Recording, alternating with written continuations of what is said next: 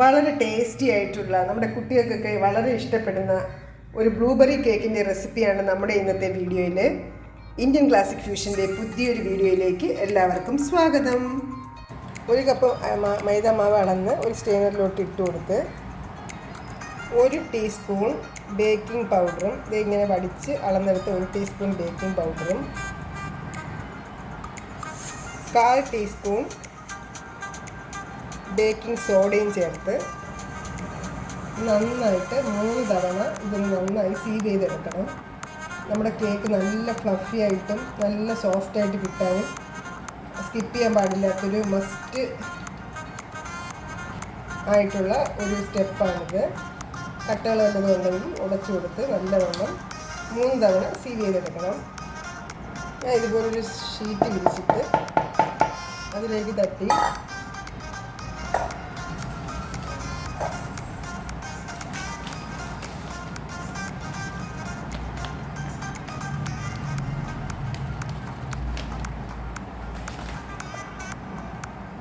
ഇതുപോലെയാണ് അരിച്ചെടുക്കുന്നത്.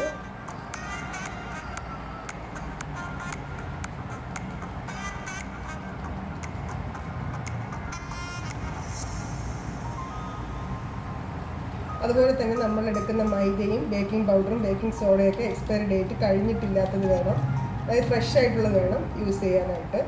അതും കേക്കിൻ്റെ ബേക്കിങ്ങിന് അറിഞ്ഞിരിക്കേണ്ട നല്ലൊരു സ്റ്റെപ്പാണ്.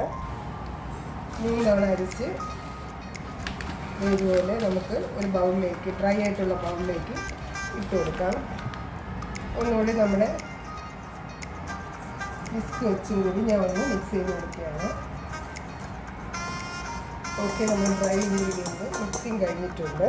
ബേക്കിംഗ് പൗഡർ നമ്മുടെ ബേക്ക് ചെയ്യാനുള്ള ടിന്ന് റെഡിയാക്കാനായിട്ട് അതിലേക്ക് കേക്ക് ടിന്നിലേക്ക് ബട്ടറോ ഓയിലോ തേച്ച് കൊടുത്തതിന് ശേഷം അതിനുള്ളിൽ ഇതുപോലെ മൈദ കോട്ട് ചെയ്ത് എക്സസൈസ് വരുന്ന മൈദ തട്ടി മാറ്റിയാണ് നമ്മൾ കേക്ക് ടിൻ റെഡിയാക്കുന്നത്. നമുക്കൊരു നല്ല വെള്ളത്തിൻ്റെ കണ്ടൻറ്റൊന്നും ഇല്ലാത്തൊരു ബൗളിലേക്ക് നമുക്ക് 3 മുട്ട പൊട്ടിച്ചൊഴിച്ച് കൊടുക്കാം. ഈ മുട്ട പൊട്ടിച്ചൊഴിച്ചതിലേക്ക് നമുക്ക് 1/2 കപ്പോളമുള്ള പഞ്ചസാര, അതായത് മൈദ അളന്നെടുത്ത അതേ കപ്പിൽ 1/2 കപ്പ് പഞ്ചസാരയും 1 ടീസ്പൂൺ വാനില എസൻസും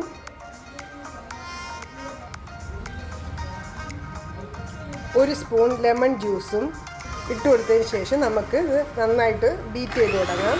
ആദ്യമേ തന്നെ നമ്മൾ സ്ലോ സ്പീഡ്, ഏറ്റവും ലോ ആയിട്ടുള്ള സ്പീഡിൽ നിന്ന് വേണം ബീറ്റ് ചെയ്ത് തുടങ്ങാനായിട്ട്. എഗ്ഗിൻ്റെ സ്മെല്ല്, നമ്മൾ കേക്ക് ഉണ്ടാക്കുന്ന സമയത്ത് എഗ്ഗിൻ്റെ സ്മെല്ല് കൂടുതലായിട്ട് വരാതിരിക്കാൻ വേണ്ടിയിട്ടാണ് ലെമൺ ജ്യൂസ് ആഡ് ചെയ്ത് കൊടുക്കുന്നത്. നമ്മളിനി മെല്ലെ മെല്ലെ ഇതിൻ്റെ സ്പീഡ് കൂട്ടി വരാം. പഞ്ചസാര മെൽറ്റ് ആവുന്നത് വരെ നമുക്ക് നന്നായിട്ടൊന്ന് ബീറ്റ് ചെയ്തെടുക്കാം. അത്യാവശ്യം നല്ല രീതിയിൽ നല്ല ഫോമായിട്ട് കിട്ടിയിട്ടുണ്ട്. ഇനി നമുക്കിതിലേക്ക് ഓയിലാണ് ആഡ് ചെയ്ത് കൊടുക്കുന്നത്.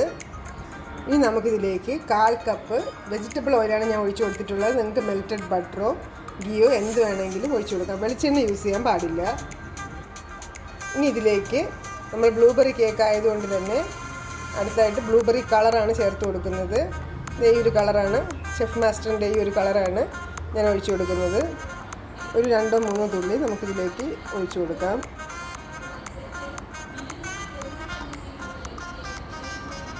ഈ ഓയിൽ ഒഴിച്ച് കഴിഞ്ഞാൽ നമ്മൾ സ്ലോ സ്പീഡിട്ട് വേണം മിക്സ് ചെയ്യാൻ വേണ്ടിയിട്ട്. അല്ലെങ്കിൽ ഓവർ ബീറ്റായി നമ്മുടെ കേക്ക് നന്നായി കിട്ടില്ല.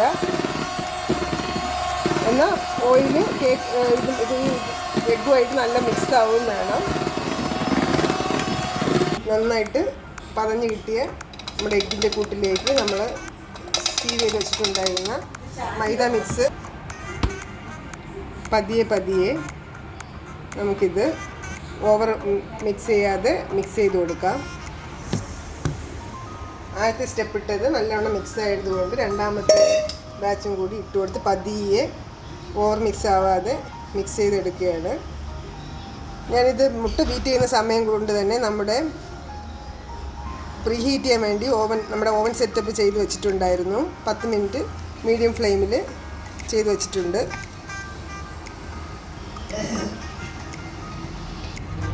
നമ്മുടെ ഈ കേക്ക് മിക്സർ നമ്മൾ റെഡിയാക്കി വെച്ചിട്ടുണ്ടായിരുന്നു കേക്ക് ടിന്നിലേക്ക് ഒഴിച്ചു കൊടുത്ത് നമുക്കിത് ബേക്ക് ചെയ്യാം. കേക്ക് ടീൻ നല്ലവണ്ണം ടാപ്പ് ചെയ്ത് നമുക്കിതൊന്ന് ബേക്ക് ചെയ്തെടുക്കാം.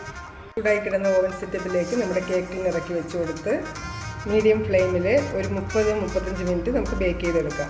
ബേക്ക് ചെയ്യാൻ വെച്ചിട്ട് ഒരു 30 മിനിറ്റ് ആയിട്ടുണ്ട്. നമുക്ക് എങ്ങനെയുണ്ടെന്ന് തുറന്ന് നോക്കാം.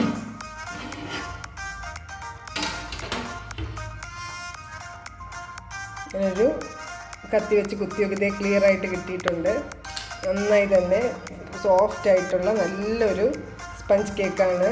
നമ്മുടെ കേക്ക് നന്നായിട്ട് തന്നെ തണുത്തിട്ടുണ്ട്. നമുക്കിതൊന്ന് ഡീമോൾഡ് ചെയ്തെടുക്കാം. ഈ കത്തി വെച്ച് വെറുതെ ഇങ്ങനെ വരഞ്ഞ് കൊടുത്തു കഴിഞ്ഞാൽ തന്നെ നമുക്ക് ഇത് ഡീമോൾഡ് ചെയ്തെടുക്കാൻ പറ്റും.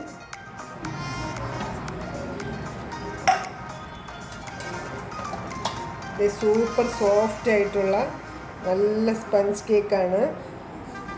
നമ്മുടെ കേക്കിൽ നല്ല സോഫ്റ്റ് സ്പോഞ്ചി ആയിട്ടുള്ള നല്ല ടേസ്റ്റി ആയിട്ടുള്ള കേക്കാണ്.